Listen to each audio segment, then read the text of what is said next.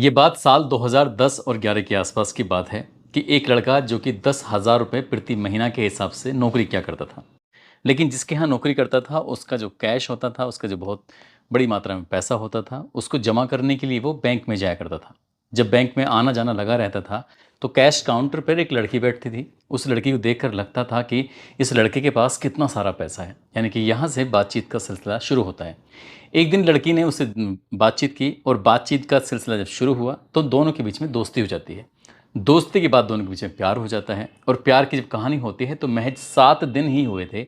अभी बातचीत का सिलसिला शुरू हुए और 7वें दिन ही वो लड़की अपना सब कुछ, यानी कि सोना चांदी जो भी घर में सामान रखा था उसे लेकर और वो लड़के के पास आ जाती है कि मैं अपना सब कुछ छोड़ छाड़ के अब बस तुम्हारे लिए आ गई हूँ। लेकिन लड़का कहता है कि देखो, तुम मेरे लिए आ जाओ, लेकिन जो भी अपने घर से सामान लेके आई हो, सोना चांदी जेवरात, इन्हें वापस रख के आओ और उसके बाद फिर रहते हैं। इस लड़के की उस दिन किस्मत बदलने वाली थी और वाकई बदल भी जाती है। उस लड़की से वो शादी कर लेता है। शादी हो जाती है। लड़के का नाम होता है अरमान मलिक, जिसे असली नाम उसका संदीप होता है, और लड़की का नाम पायल होता है। दोनों की शादी हो जाती है। कुछ सालों के बाद उनको एक बेटा पैदा हो जाता है और बेटा जब पैदा होता है, तो उसके पैदा होने के दिन, जिस दिन की वो तारीख होती है, उस दिन ये जन्मदिन मना रहे थे उस बच्चे का। उसमें कुछ मेहमान भी आए थे और मेहमान यानी कि एक ख़ास मेहमान आया था, उसकी पत्नी यानी कि पायल की ख़ास दोस्त, जिसका नाम कृतिका होता है। अब कृतिका को देखते ही अरमान मलिक के जो मन में, दिल में प्यार उमड़ जाता है और जैसे 7 दिन में पायल मलिक से शादी हो जाती है, उसी के बाद फिर 7 दिन लगते हैं इस कृतिका मलिक से शादी होने में। अब एक व्यक्ति की 2 पत्नियाँ और 2 पत्नियों का मामला कुछ ऐसा होता है। कहते हैं कि हिंदू रीति रिवाज के हिसाब से कोई व्यक्ति, एक आदमी 2 शादियां नहीं कर सकता। लेकिन अरमान मलिक, जिसका नाम संदीप होता है, वो खुद एक इंटरव्यू में कहता है कि वो जाट कम्युनिटी से बिलोंग करता है। अब जाट होते हुए वो एक हिंदू यानी कि सनातन धर्म को मानने वाला 2 शादियां कैसे कर सकता है। इस पर काफ़ी बवाल भी होता है, चर्चा भी हो जाती है। लेकिन अब फिलहाल वो फिर से कंट्रोवर्सी में फंस जाता है और 2019 का एक मामला था कि इस अरमान मलिक ने अपने नौकरानी के साथ रेप किया था। बस ये कहानी है। आज इस कहानी के माध्यम से ये कहानी जानने की कोशिश करेंगे।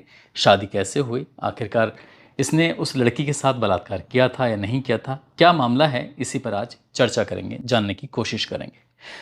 आदाब, नमस्कार, सत श्री अकाल। मैं उस्मान सैफ़ी। आज की जो सच्ची घटना मैं आपको सुनाने जा रहा हूँ, ये सच्ची घटना शुरू होती है 21 जून 2024 को जियो सिनेमा पर एक कार्यक्रम जिसका नाम है बिग बॉस OTT सीजन 3 शुरू होता है। और उसी सीजन में एक व्यक्ति जिसका नाम होता है अरमान मलिक और असली नाम होता है संदीप, वो अपनी 2 पत्नियों यानी कि पायल मलिक और कृतिका मलिक के साथ इस कार्यक्रम में शामिल होता है। इसको भी सेलेक्ट किया जाता है कि ताकि ये बिग बॉस में खेल सके। अब यहाँ जो भी एक प्रोसेस होता है, किसी को नॉमिनेट करना होता है, किसको कब बाहर निकालना होता है, कैसे निकलता है, पब्लिक के लोग कैसे उसे बचाते हैं, ये सब प्रक्रिया चलती रहती है। और ये लोग बाहर की दुनिया से पूरी तरह से कटे हुए होते हैं और हर वक्त इस बिग बॉस के घर में जितने भी लोग रहते हैं, सब पर कैमरे की नज़र रहती है। इस बिग बॉस के अंदर 2 दोस्त होते हैं, एक का नाम लवकेश कटारिया और दूसरे का नाम विशाल पांडे होता है। दोनों जब आपस में बातचीत कर रहे थे, क्योंकि उस वक्त जो कृतिका का आना जाना, कभी जिम करना, कभी अच्छे से कपड़े पहन के निकलना, तो लवकेश कटारिया से जो विशाल पांडे होता है वो कहता है कि भाभी अच्छी लगती हैं। बस उसने धीरे से कान में ये कहते हुए कहा कि भाभी अच्छी लगती हैं। जब ये बात लवकेश कटारिया के कानों तक जाती है, तो लवकेश कटारिया इस पर थोड़ा सा ऐतराज़ करते हैं। लेकिन जैसे लवकेश कटारिया ने इस बात को सुना था अपने कानों से, लेकिन कैमरे सुन भी रहे थे और कैमरे देख भी रहे थे, वो वहाँ पर पूरी तरह से रिकॉर्ड हो जाता है। अब लवकेश कटारिया के पेट में दर्द होने लगता है कि इस बात को बताना चाहिए, और ये बात पहुँच जाती है अरमान मलिक के पास। अरमान मलिक के जब पास बात पहुँचती है, तो इसका रूप थोड़ा सा बदल जाता है और जैसे रूप बदलता है, अरमान मलिक को गुस्सा आने लगता है कि उसकी बीवी पर ये कमेंट किया गया था। उसे लगा कि मेरी बीवी के ऊपर यानी कि कृतिका के ऊपर उसने कमेंट किया है और उसकी इसमें बहुत ज़्यादा बेइज्जती हो गई है और नारी का यहाँ सम्मान नहीं हो रहा है। अब वो अरमान मलिक को इतना गुस्सा आ जाता है कि अपने गुस्से को वो शांत नहीं कर पाते।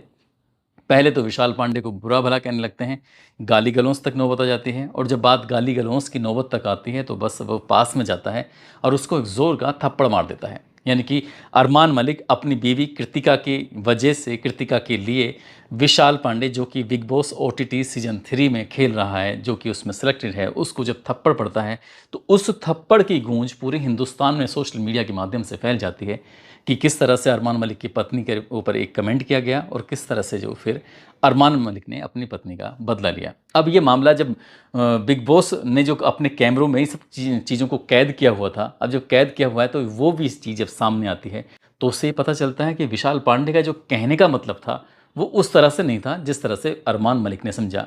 यानी कि उसका जो द्वेष था वो गलत नहीं था, जो बात कही थी उसने गलत अर्थ में बिल्कुल नहीं कही थी। अब ये बात क्लियर हो जाती है तब जाकर अरमान मलिक को एहसास होता है कि ये तो गलत हो चुका है। बस इतना था कि अब जो बाहर की दुनिया है, ये तो एक बिग बॉस की दुनिया थी, लेकिन बाहर की दुनिया, सोशल मीडिया की दुनिया, हज़ारों लाखों करोड़ों लोग हैं जो बाहर देख रहे हैं और देखने के बाद अपनी अपनी तरह से प्रतिक्रिया दे रहे हैं। अब विशाल पांडे की ज़िंदगी में तो लोगों ने झांकने की कोशिश नहीं की, क्योंकि वो व्यक्ति, उन्हें लगता है कि बिल्कुल ठीक है, उसने ऐसा कुछ गलत नहीं किया है।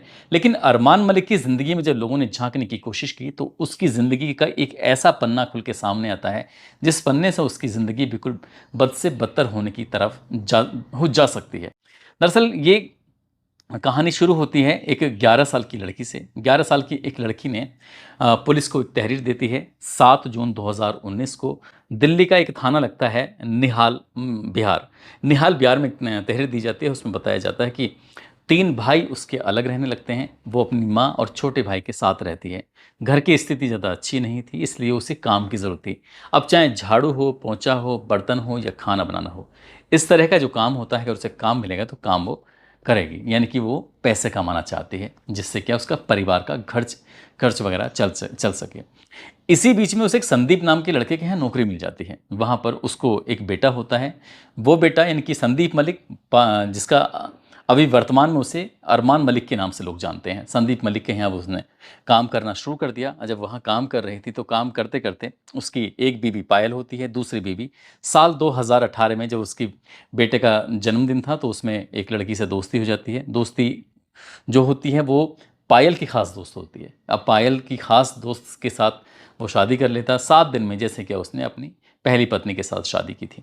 कुल मिलाकर यहाँ पर ये परिवार रहता है। एक व्यक्ति है जिसकी 2 पत्नियां हैं, एक बेटा है जिसका नाम चीकू है, और उस चीकू की देखभाल के लिए, घर की साफ सफाई के लिए 11 साल की नौकरानी रहती है। एक वक्त ऐसा आता है, दिसंबर 2018 का ये वाक़या था। परिवार के ज़्यादातर लोग अहमदाबाद गए हुए थे, और जब वहाँ अहमदाबाद गए हुए थे तो यहाँ पर अरमान मलिक अपने घर पे रह जाते हैं। ये मीडिया रिपोर्ट कहती है। जब अरमान मलिक अपने घर पे रह जाते हैं, और साथ ही जो एक सोशल मीडिया पर एफआईआर की कॉपी वायरल हो रही है, उस एफआईआर में भी इस चीज़ का हवाला दिया हुआ है।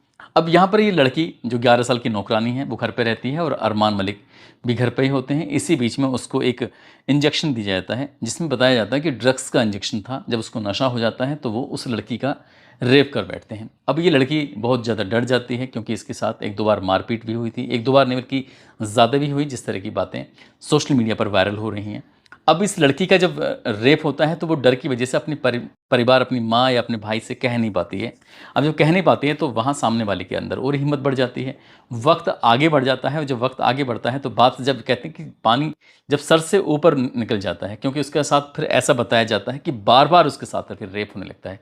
तब ये लड़की 7 जून 2019 को दिल्ली के निहाल बिहार थाने पहुंचती है। वहाँ पर एफआईआर दर्ज कराती है, और एफआईआर दर्ज कराने के बाद मामला पुलिस तक पहुँच जाता है। पुलिस इस मामले में जो भी कार्रवाई होती है, चाहे धारा 161 के बयान हो या धारा 164 के बयान हो, जब बयान लिए जाते हैं तो बयान लेने के बाद पता चलता है कि इसमें पायल मलिक का भी इन्वॉल्वमेंट होता है। यानी कि नौकरानी के साथ जो हो रहा था वो पायल मलिक को भी जानकारी थी, लेकिन पायल मलिक ने कहीं ना कहीं अपने पति का ही सपोर्ट किया था।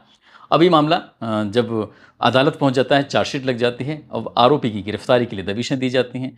तो ऐसा दिन आता है, तारीख आती है 23 सितंबर 2019 को गिरफ्तार कर लिया जाता है। ऐसा मीडिया रिपोर्ट कहती है, जो मैंने मीडिया में सर्च किया है। तो ये अरमान मलिक लगभग 14 महीने तक जेल में रहते हैं। इसके बाद इन्हें ज़मानत के लिए अप्लाई करते हैं, आवेदन करते हैं, और उनको ज़मानत मिल जाती है। और ये फिर अपनी ज़िंदगी में, जैसे इनका एक जीवन जीने का इनका जो एक लाइफ स्टाइल है उसको जीने का एक अपना मामला है। ये सोशल मीडिया के अलग अलग प्लेटफॉर्म, चाहे वो इंस्टाग्राम हो, चाहे वो यूट्यूब हो, चाहे वो फेसबुक हो, या अन्य प्लेटफॉर्म पर ये वीडियो बनाते हैं, व्लॉगिंग करते हैं, अपने परिवार की जो दिनचर्या है वो उसे दिखाते हैं, कैसे रहते हैं, कैसे नहीं रहते। एक वक्त इनके साथ ऐसा था जब इनके पास 35,000 रुपये की रकम नहीं थी, तब ये अपनी माँ का इलाज कराने में भी असमर्थ हो जाते हैं और शायद पता चलता है कि इनकी माँ की मौत भी हो जाती है।